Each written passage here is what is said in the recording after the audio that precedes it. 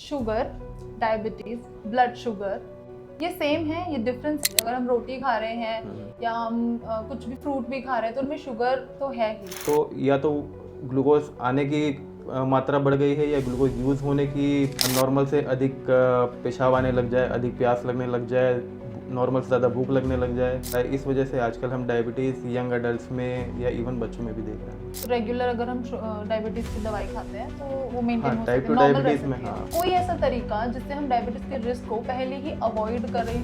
जैसे हम अपने पेरेंट्स भाइयों को चेंज नहीं कर सकते, वो हमारा जेनेटिक रिस्क है। क्या ऐसा हम कह सकते हैं कि जिसका हाई बीपी रहता है, जिसको बीपी प्रॉब्लम है, उसे डायबिटीज़ का रिस्क जो है वो ज़्यादा है? हम एक हेल्दी डाइट फॉलो कर सकते हैं। अब ये हेल्दी डाइट अकेले डायबिटीज़ के लिए नहीं होती, ये हम सभी को फॉलो करनी चाहिए।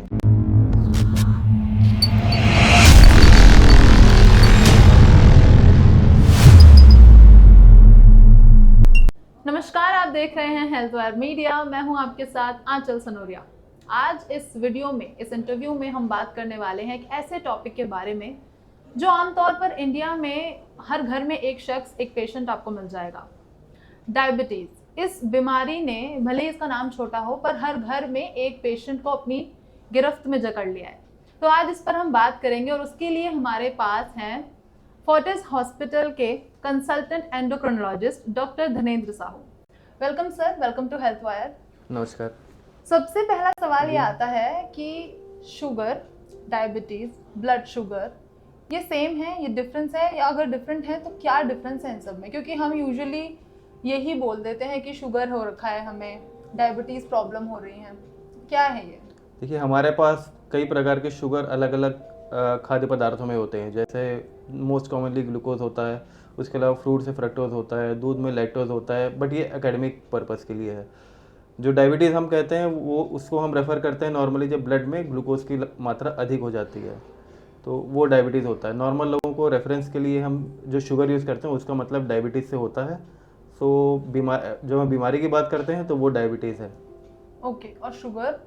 शुगर अलग अलग खाद्य पदार्थों में अलग अलग शुगर होता है। तो हम डायबिटीज़ को शुगर तो नहीं बोल सकते, नहीं। क्योंकि ज़्यादातर लोग बोलते हैं हमें शुगर हो गया। नहीं, डायबिटीज़ बीमारी है। If you talk about disease then diabetes is the disease, sugar disease नहीं है। Okay okay. तो बात करें अगर, क्योंकि हर चीज़ में आपने कहा कि इवन फूड आइटम्स में भी शुगर तो है ही। अगर हम रोटी खा रहे हैं या हम कुछ भी फ्रूट भी खा रहे हैं तो उनमें शुगर तो है ही। तो डायबिटीज़ जो प्रॉब्लम है वो हमारी बॉडी में डेवलप कैसे हो जाती है? डायबिटीज़ नॉर्मली हमारे ब्लड में एक लेवल पे ब्लड ग्लूकोज लेवल मेंटेन होते हैं। डायबिटीज़ तब होती है जब हमारी बॉडी उस ग्लूकोज को हैंडल नहीं कर पाती और उस लेवल से ऊपर ब्लड ग्लूकोज लेवल मेंटेन होने लग जाता है। ये कई कारणों से हो सकता है, जैसे जो नॉर्मल ग्लूकोज जो रेगुलेट होने का मैकेनिज्म है वो डिस्टर्ब हो जाते हैं। नॉर्मली जो ग्लूकोज लेवल मेंटेन होता है उसके लिए जो प्राइमरी हार्मोन होता है हमारे शरीर में वो इंसुलिन होता है, जो कि पेंक्रियास से बनता है। अब या तो वो इंसुलिन बनना कम हो जाए या बंद हो जाए, या वो इंसुलिन जिस जगहों पे काम करता है वहाँ पे काम ना कर पाए, जिसकी वजह से ग्लूकोज बॉडी में यूज़ ना हो पाए।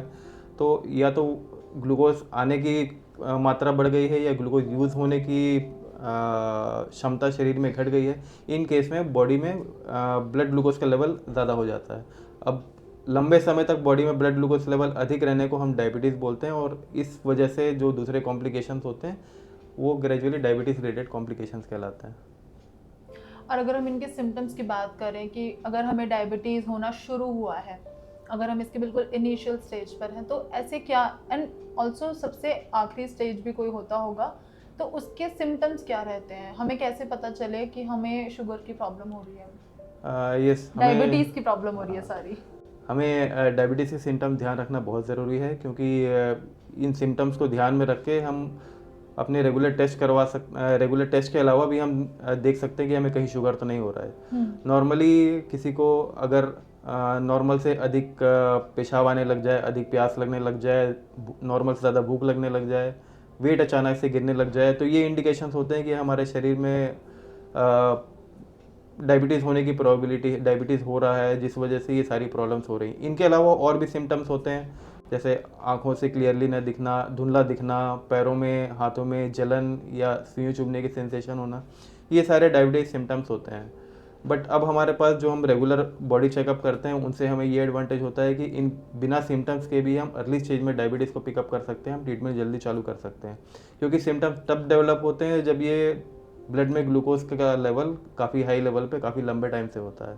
तो हम ये एडवाइस नहीं करते कि जब सिम्टम्स हों तभी हम डायबिटीज़ के लिए चेक करवाएं। रेगुलर हेल्थ चेकअप में अगर हमें दिखे कि ग्लूकोज लेवल अब नॉर्मल हो रहा है तो हम कंसल्ट करके अपने डायबिटीज़ के ट्रीटमेंट के को स्टार्ट कर सकते हैं। तो इज देयर एनी एज की इस एज के बाद इस प्रॉब्लम का होना थोड़ा सा ज़्यादा रिस्की हो जाता है? पहले हम देखते थे कि डायबिटीज़ ओल्ड एज में ही हाँ, या हाँ। थोड़े से मिडिल एज या ओल्ड एज में होती थी, बट बिल्कुल। हम देख रहे हैं कि जैसे हमारा लाइफस्टाइल अनहेल्दी हो रहा है, सेडेंटरी लाइफस्टाइल हो रहा है, हम रेगुलर एक्सरसाइज नहीं कर पा रहे हैं, जनरल पॉपुलेशन में मोटापे का प्रेवलेंस बढ़ रहा है, इस वजह से आजकल हम डायबिटीज़ यंग अडल्ट में या इवन बच्चों में भी देख रहे हैं। बच्चों में भी हम्म। डायबिटीज़ के टाइप्स एक ही तरह के होते हैं या फिर और भी इसमें कुछ टाइप्स होते हैं? डायबिटीज़ कई प्रकार की होती है, बट इनमें मुख्यतः टाइप 1 और टाइप 2 डायबिटीज़ होते हैं। नॉर्मली 90% डायबिटीज़ टाइप 2 डायबिटीज़ होते हैं और ये जनरली मिडिल एज में होते हैं, बट अब हम यंगर पॉपुलेशन में भी टाइप 2 डायबिटीज़ का ज़्यादा इंसिडेंस अब देख रहे हैं। तो टाइप 2 डायबिटीज़ में ये होता है कि इंसुलिन हमारे शरीर में बन तो रहा है, लेकिन उसको जहाँ पे काम करना चाहिए मसल्स में, अदर सेल्स में, वहाँ पे काम नहीं कर पा रहा है। इस वजह से जो ग्लूकोज उन सेल्स में जाना चाहिए, वो यूज़ होना चाहिए, वो यूज़ नहीं हो पाता है। तो इस वजह से ब्लड में ग्लूकोज लेवल अधिक हो जाता है। ओके। इसके अलावा जो दूसरी टाइप ऑफ डायबिटीज़ है, जो टाइप 1 डायबिटीज़, ये उतनी कॉमन नहीं है टाइप 2 डायबिटीज़ जितनी, बट ये जनरली बच्चों में पाई जाती है। टाइप 1 डायबिटीज़ होता है क्योंकि हमारा शरीर उतना इंसुलिन प्रोड्यूस नहीं कर पाता जितना रिक्वायर्ड है। तो जब वो इंसुलिन प्रोड्यूस नहीं हो पाता तो उस वजह से वो ग्लूकोज यूज़ नहीं हो पाता, इस वजह से ब्लड ग्लूकोज लेवल अधिक होता है। दोनों में एक और डिफरेंस है, टाइप 2 डायबिटीज़ काफ़ी लंबे टाइम तक हम टैबलेट से भी मैनेज कर सकते हैं। टाइप 1 डायबिटीज़ में हमारा इंसुलिन नहीं बनता और इंसुलिन देने के लिए हमारे पास केवल इंजेक्शन ही ऑप्शन होते हैं। ओके। तो उसमें हमें इंसुलिन वाया इंजेक्शन देने पड़ते हैं, तो थोड़ा सा ट्रीटमेंट भी उनमें डिफरेंट होता तो है। हम कह सकते हैं कि type 2 diabetes is more intense more than नहीं, टाइप इंटेंस 1? हम शब्द यूज़ नहीं करेंगे। Type 2 diabetes both are different type of diabetes, okay. क्योंकि दोनों का होने का रीज़न अलग है। अच्छा।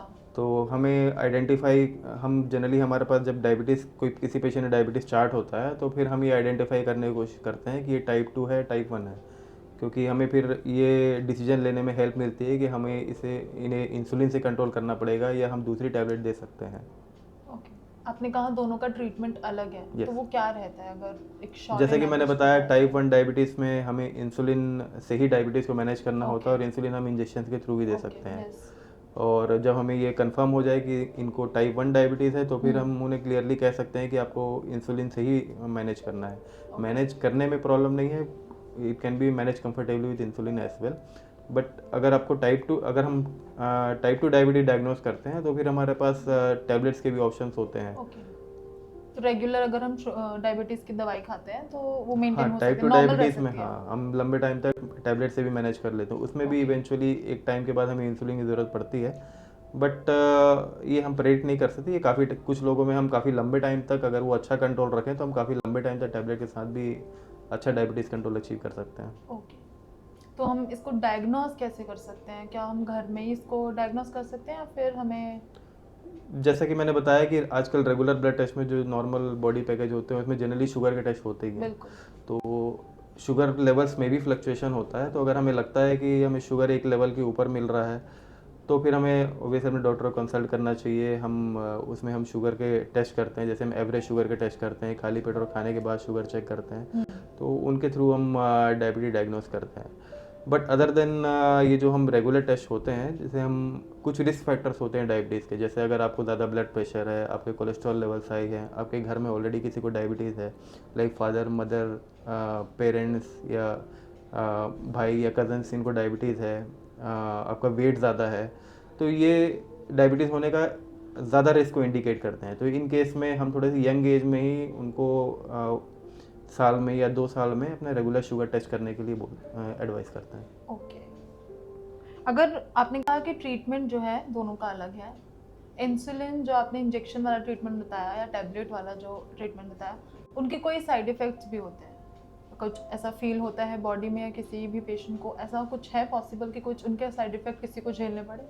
ये हर एक मेडिसिन के लिए होता है, जिस भी मेडिसिन का कोई इफेक्ट होता है उसके साइड इफेक्ट भी होते हैं, बट एटलीस्ट हमें मेडिसिन के साइड इफेक्ट्स नोन है तो हम उन पेशेंट्स को पहले ही उनको एडवाइस कर देते हैं कि अगर आपको ये प्रॉब्लम्स हो रही है तो एक प्रोबेबिलिटी है कि मेडिसिन की वजह से हो रहा है।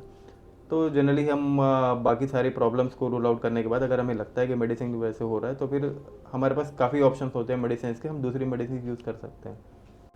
आपने अभी काफ़ी सारी ना बीमारियों के नाम लिए थे, कोलेस्ट्रॉल हाई है या किसी का बीपी हाई रहता है, तो ये प्रॉब्लम्स जो हैं आजकल सभी में देखी जाती हैं, बट इससे फिर शुगर का भी, डायबिटीज़ का भी रिस्क जो है वो बढ़ जाता है।